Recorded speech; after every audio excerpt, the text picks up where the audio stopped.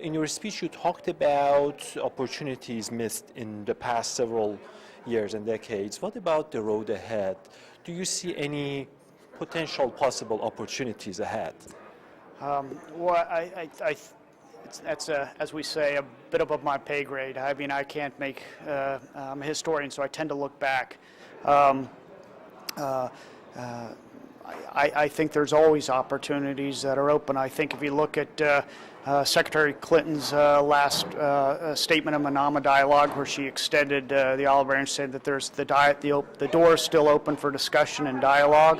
I think she's right on that. I don't see that long term, the U.S. and Iran will be perpetual enemies. I think there are serious disagreements between the two countries that go on a range of different issues, but the U.S. has had these disagreements with other countries before. It's just a question of whether, as I said in the talk, one of the traditional problems has been when one side's ready for talk and negotiation, the other side isn't.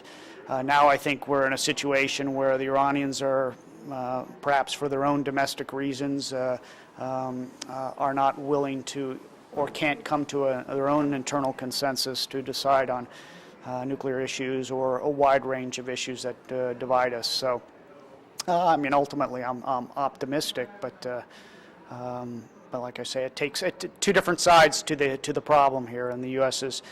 has not always wanted to engage. Now we do. The Iranians don't seem to want to engage. So. Why it has been always the pattern? You give this analogy of two ships passing each other at night.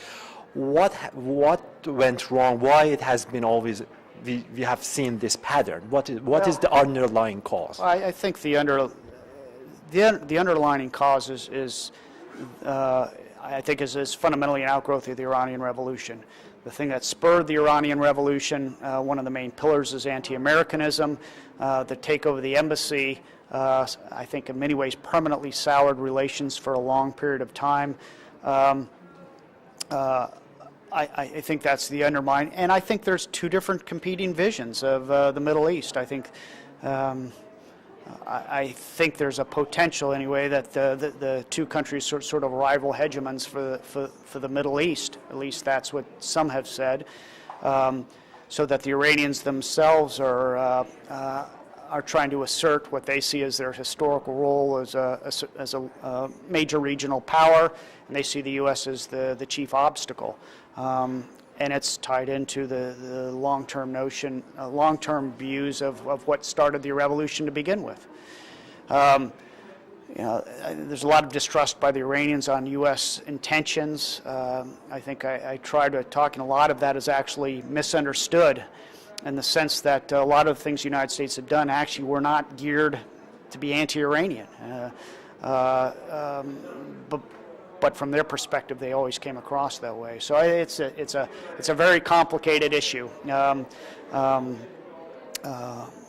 So. I know that you're talking as a civilian here, not as a personal opinion. But can you tell us a little bit about the mood in Washington, the way you see it? Do you see we are more pessimistic or more prepared to go about another rapprochement, probably? Yeah, I mean, I'll go back to what General Mattis said in his last posture statement, where he talks about being prepared to defend our allies and interests. So I think the United States is prepared for a conflict or any sort of tension that hopefully will never happen. I think there's it's kind of tough to say whether we're optimistic or not. A lot of it is not in our hands. A lot of there's a lot of independent actors in this, including what the Iranians are. And like I said, I'll just go back to what Secretary Clinton said in 2010, in December 2010, where said, we've continued to extend, the door is still open to negotiations and talks, and that's the way it is. So. Thank you very much, sir. Thank you, Colonel.